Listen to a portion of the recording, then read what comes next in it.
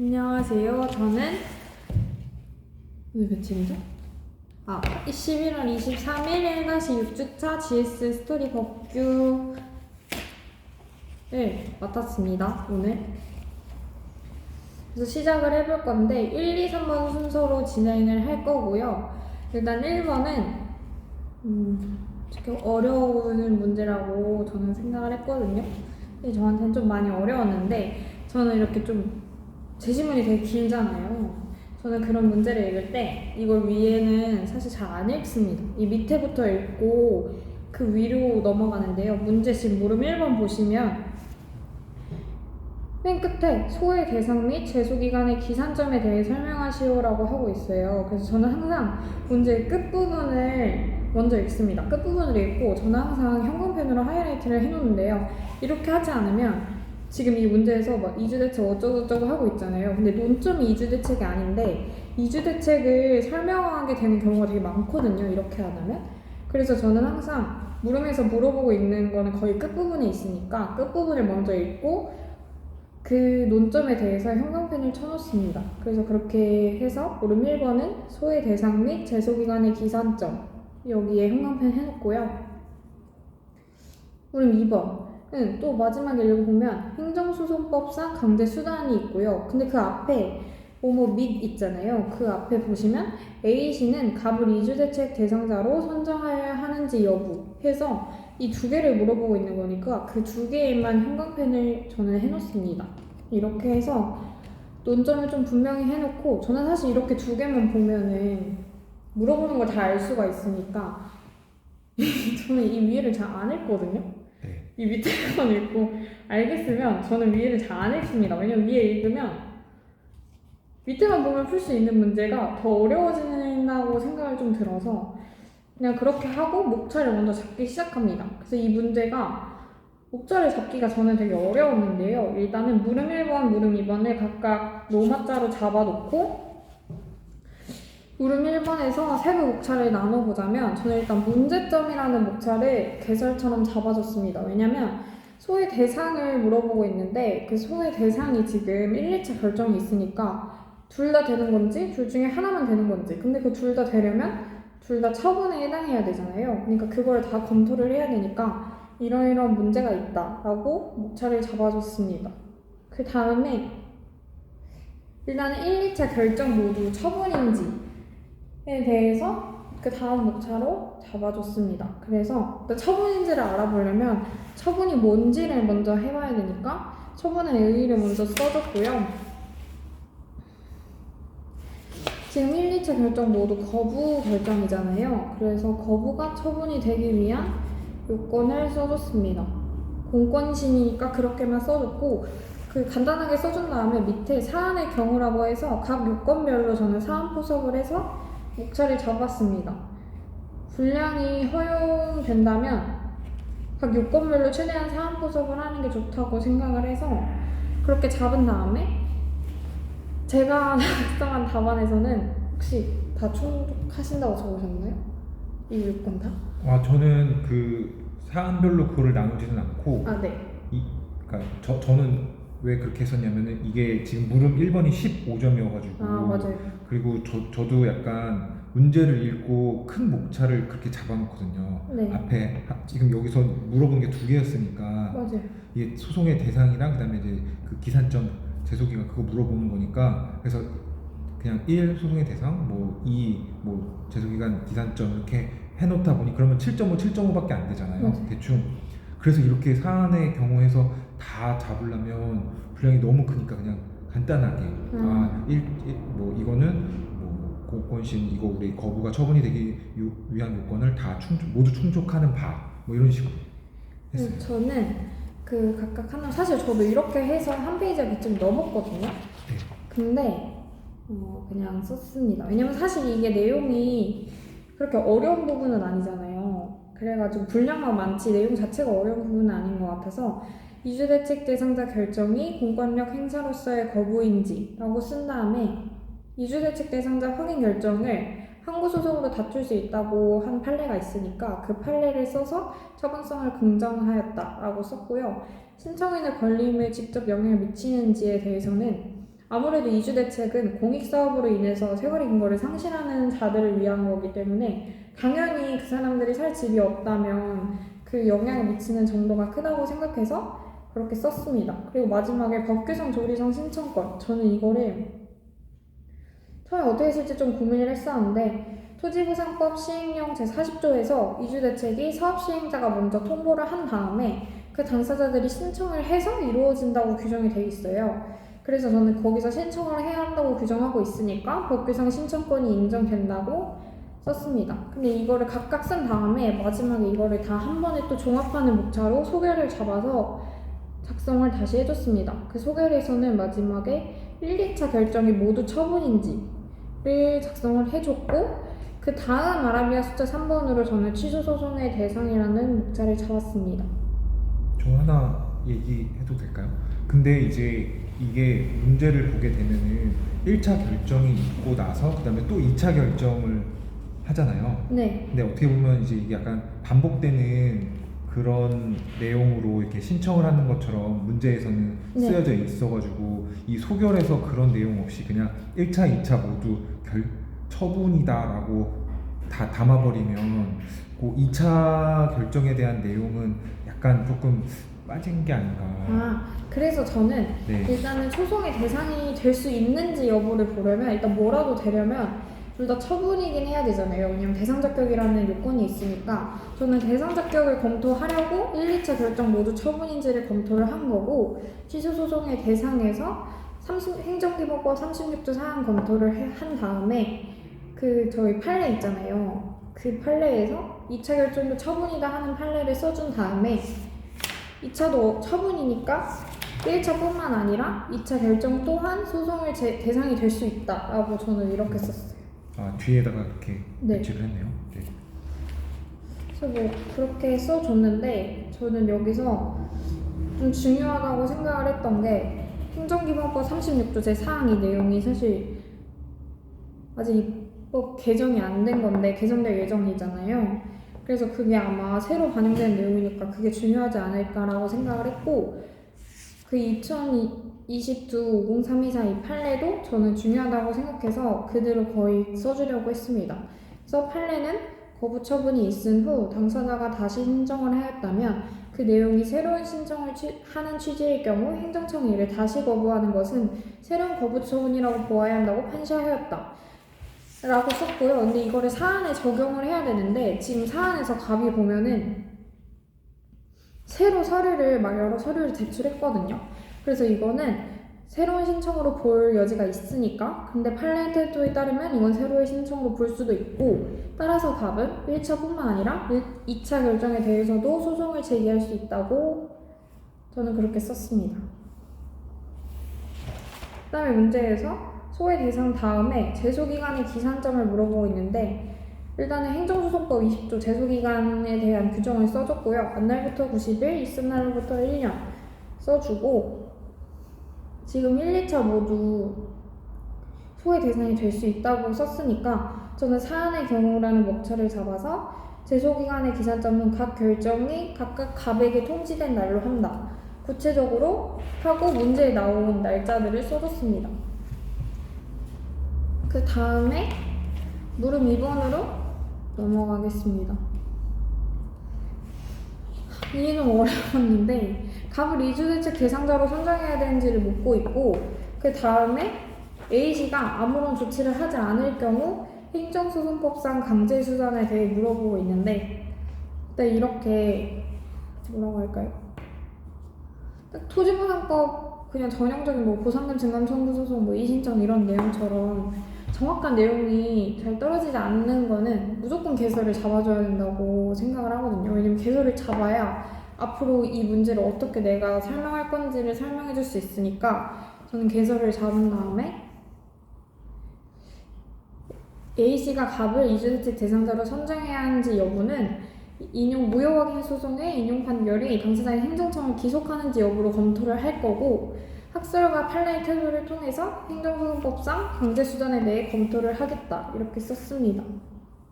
그 다음에 먼저 물어보고 있는 게 이주대책 대상자로 선정해야 하는지니까 이걸 물어보면 아까 그 기속력을 저희가 검토한다고 했잖아요. 그래서 저는 관련 규정의 검토 쓴 다음에 행정소송법 제30조 하고 그 아래 반가로 목차로 제1항, 제2항을 나눠서 써줬습니다.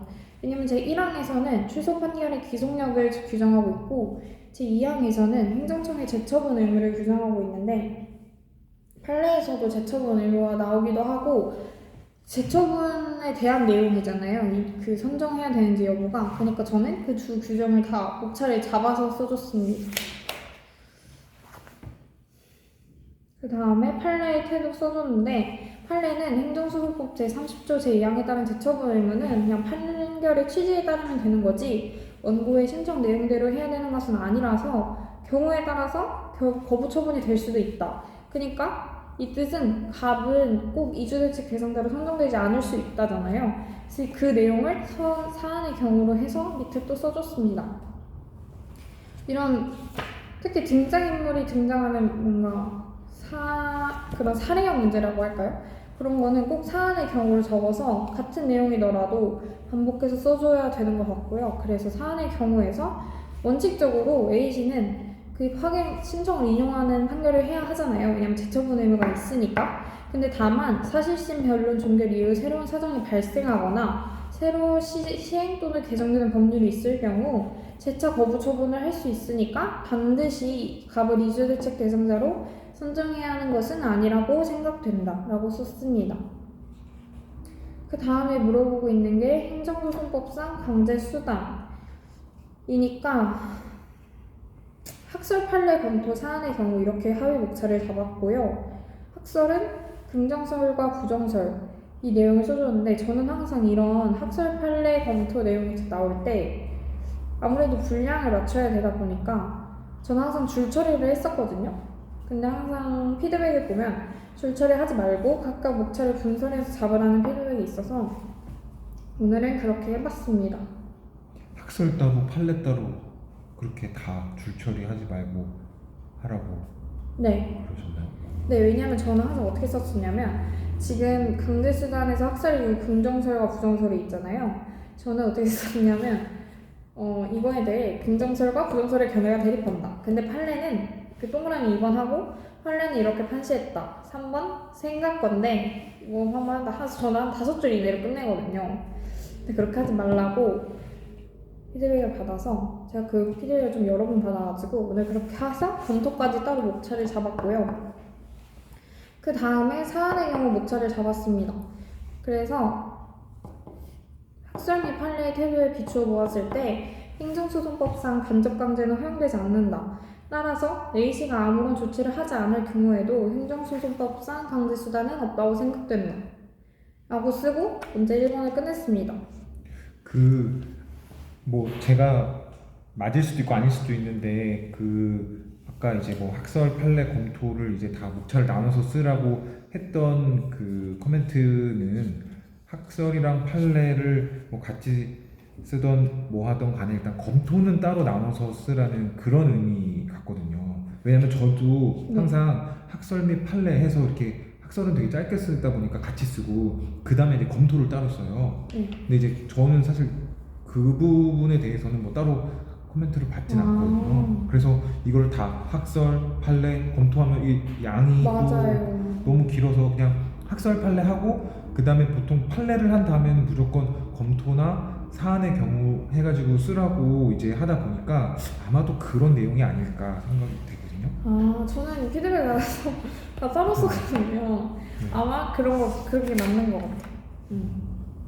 네. 이렇게 해서 1번이 끝났습니다. 근데 사안의 해결을 썼는데 저는 보통 물음마다 논돌 정리 사안의 해결을 잡지 않고 보통은 그냥 한 문제당 한 세트씩만 잡거든요. 저는 그렇게 해서 마지막에 사안의 해결 전체 문제에 대한 사안의 해결 하나 잡고 끝났습니다.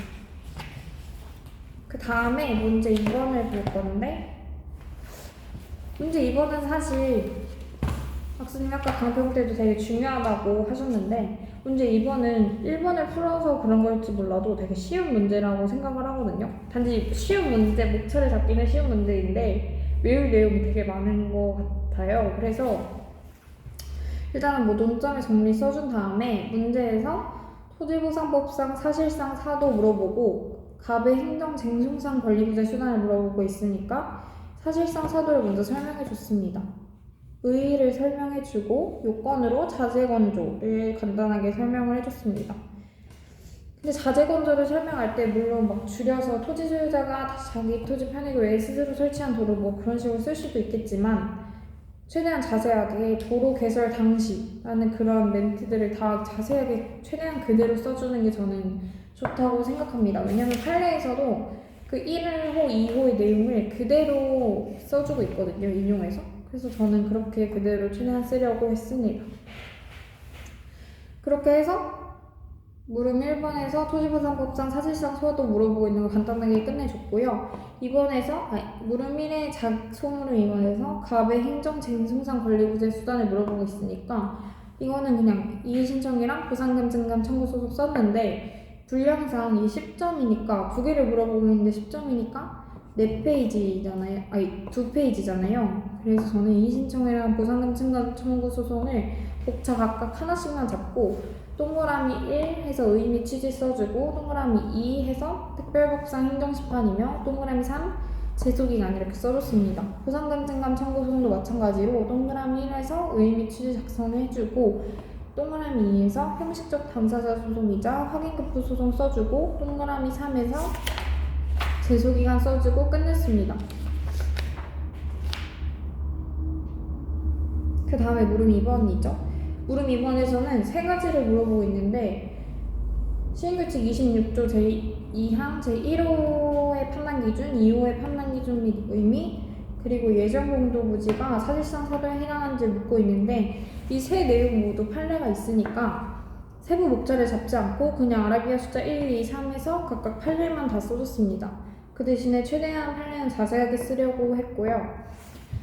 그래서 판례를 어떻게 썼냐면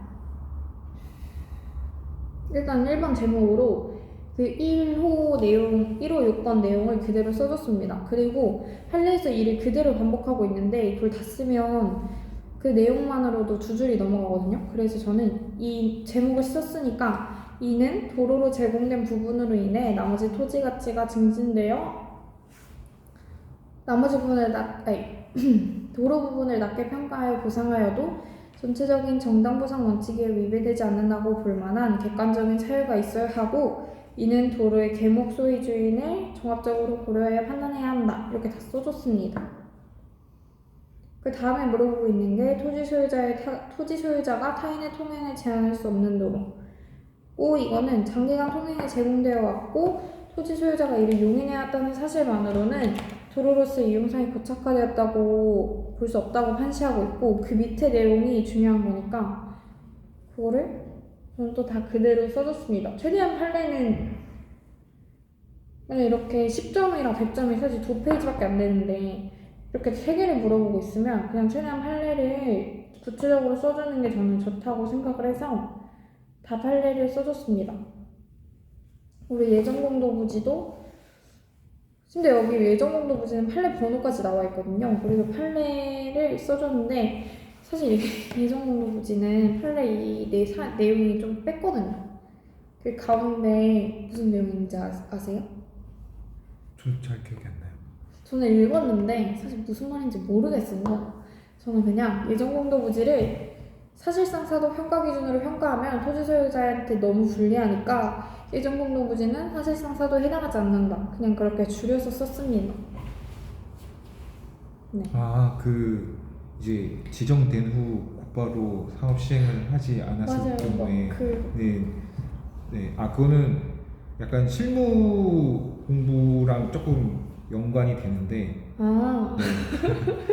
그래서 약간 이 글만 보고 하는 것보다 약간 실무 생각하면은 조금 이해하기가 쉬울 수 있는 부분이거든요. 보상액 산정할 때 어떻게 산정하는지 그거를 보면은 이제 곧바로 시행했을 때 산정하는 거랑 지금 이렇게 지정만 해놓고 안 쓰다가 나중에 한 거를 그 사실상 사도처럼 해서 3분의 1을 하면 사실 어떻게 보면 시간이 지나면 지가가 상승을 할 수도 있는 건데 그러니까 뭐 좀 그런 부분들도 있으니까 막 그런 부분 때문에 조금 소유자한테 지나치게 불리하다. 아, 네. 좋은 생. 왜냐면 저는 그 내용을 읽었는데 잘 이해가 안 돼서 그냥 그 판결의 뭔가 취지라고 할까요? 어쨌든 예정공도부지로 아니 사실 예정공도부지를 사실상 사도로 구상하면 불리하니까 예정공도부지 사실상 사도 아니다라는 그 취지를 요약해서 써줬습니다. 그렇게 하고 사안의 의견을 작성하고 네 문제 2번을 끝냈습니다.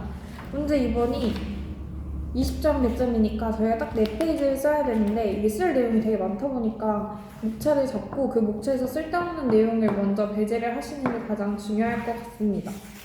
근데 이것도 되게 좋은 전략인 것 같은 게 그냥 진짜 다른 거 다 빼고 판례만 거의 뭐 7줄? 6줄 넣어 주셨잖아요. 네. 네. 근데 되게 신선한 것 같아요. 왜냐면 사실 스스로 설치한 도로에 해당하는지 판단하는 기준 뭐 이런 거에서 저는 세부 목차를 잡을 게 크게 없다고 생각을 했거든요. 왜냐면 앞에 요건도 이미 설명을 했고 이거를 물어보는 건 사실 너무나도 명확하게 판례 써라. 너 판례 알고 있는지 테스트하겠다 이거니까 그냥 그렇게 했습니다. 그 다음에 문제 3번으로 넘어가겠습니다.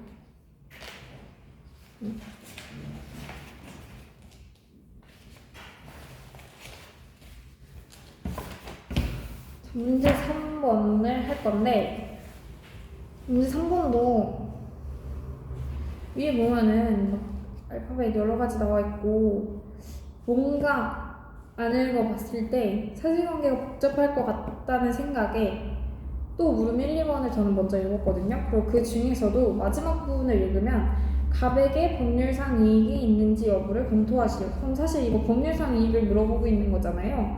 그러면 원고 적격만 저희는 알아보면 되니까 그걸 일단 체크를 해놓고 물음 2번을 보면 물음 2번을 2개를 물어보고 있는데 병이 소송에 참가할 수 있는지 여기를 체크해놓고 판결의 효력이 을에게도 미치는지 딱 이렇게 문제에서 물어보는 부분만 체크를 해놓고 위에서 간단하게 사실관계를 본 다음에 목차를 잡습니다. 문제를 이렇게 제시문을 먼저 읽기보다 저는 항상 물음을 먼저 읽는 거를 추천을 드리는 게 제시문을 먼저 읽으면 괜히 어렵다는 생각이 들고 여기서는 개별공시지가 막 나오고 표준제공시지가 나오고 이것저것 나오다 보니까 논점이 뭔지 헷갈리기가 되게 쉽다고 저는 생각을 해서 물음부터 먼저 읽는 걸 추천드립니다. 저도 그렇게 하긴 해요. 뒤에 문제 먼저 읽고 아 여기서 목차 이거 잡아야 되는구나 아 이거 하라는 거구나 하고 그 다음에 위에 이제 주어진 내용들 읽어서 아 여기서는 그러면 사안 포섭할 때 이런 거를 넣어줘야 되는구나 그냥 그 정도? 네.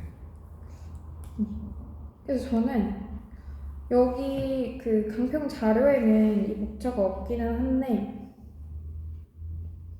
여기 밑에 적혀 있네요. 저는 갑에게 법률상 이익이 있는지 여부를 먼저 보기 전에 표준지공시지가를 먼저 봤습니다. 저희가 토지부상법에서 그 관련 행정자금 검토 이런 식으로 목차를 잡듯이 표준지공시지가라는 큰 로마자 목차를 잡아서 표준지공시지가를 설명했습니다. 왜냐면 지금 갑이 표준지공시지가에 불복해서 취소소송을 제기하려고 하는 거니까 일단 취소소송을 제기하려면 그게 처분이어야 되잖아요.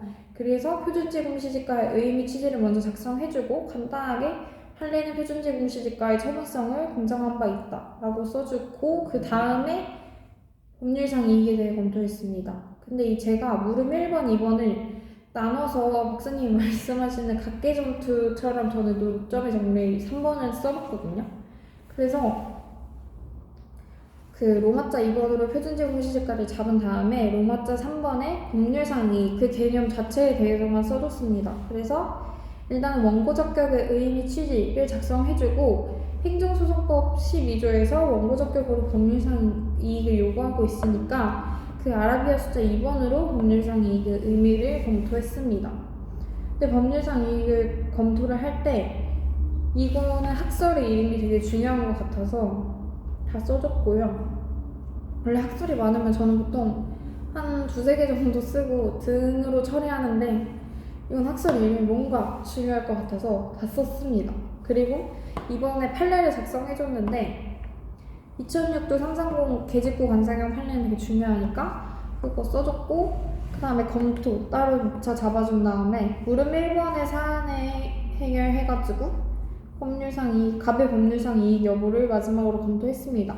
근데 여기 안에서 갑이 왜 법률상 이익이 있는지 여부의 핵심적인 내용이 앞에서 목차 안 잡았지만 공시지가 기준 보상이라고 저는 생각을 해서, 이 내용이 어떻게 썼냐면 토지보상법 70조는 공시지가를 기준으로 보상하도록 규정하고 있어 피토지의 공시지가는 갑토지에 대한 보상액 산정의 기초가 된다. 따라서 갑이 피토지의 공시지가에 대해 직접적이고 구체적인 이익을 갖는다고 할 수 있는 바 법률상 이익구제설 관점에서 법률상 이익이 인정된다고 판단된다. 이렇게 썼습니다.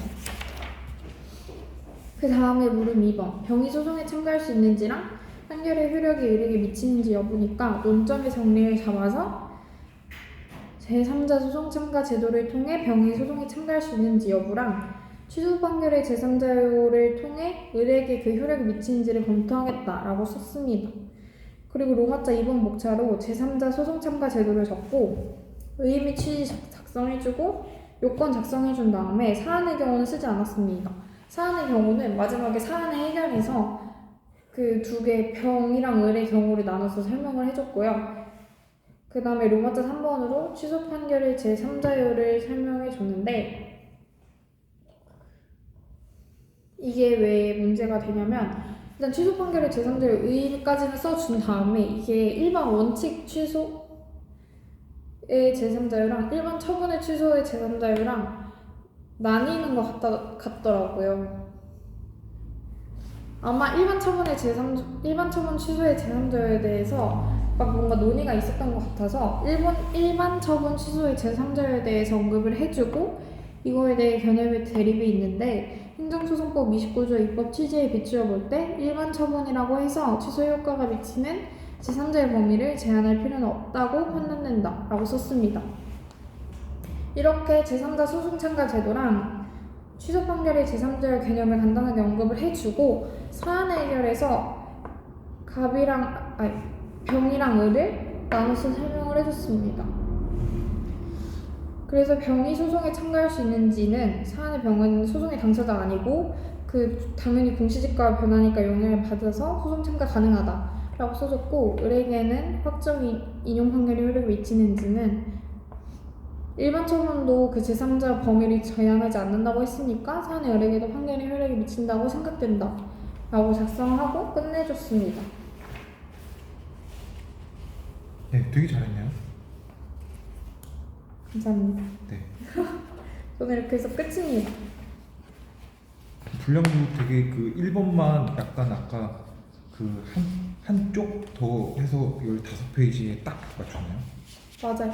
근데 저는 항상 분량 맞추는 걸 되게 중요하게 생각하는 게, 시험 때 내가 아무리 많이 쓰고 싶어도 사실 정말 빨리 쓰는 사람이 아니면 못 쓰잖아요. 근데 만약에 지금처럼 1번이 한 페이지가 넘어가 버리면 뒤에 쉬운 문제는 못 쓴다고 생각을 해서 최대한 분량을 맞춰서 연습하려고 노력을 하고 있습니다. 저도 똑같은 생각인 게, 지금 어떻게 보면은 약간 이게 70점 분량이니까 14페이지인데 14쪽인데 한두 쪽 더 쓰면 어때라고 생각할 수 있지만, 이게 100점 분량이 좀 있으면 이제 돼버리면 우리가 그 한두 페이지 늘어나는 게 되게 또 크게 다가올 수 있거든요.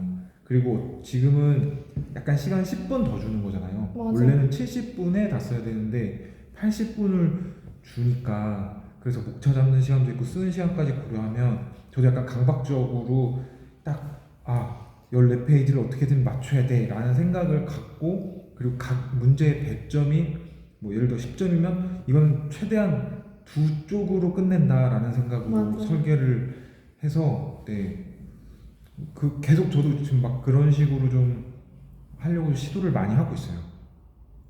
분량 중요해요. 분량이 진짜 중요한 것 같더라고요. 이게 여러분 지금 당장의 점수가 중요한 게 아니라 앞으로 내가 진짜 실제 시험장에 가서 쓸 거 생각하면 내가 쓸 수 있는 만큼 써야 되는 거지, 득점을 위해서 분량을 더 많이 가져가는 것은 모르겠습니다. 그 나중에 뭐 줄여서 쓰면 된다고 하실 수도 있겠지만 지금 당장은 좀 연습 차원에서는 좀 안 맞지 않나라는 제 개인적인 생각입니다. 이렇게 해서 1기 6주차를 마치겠습니다.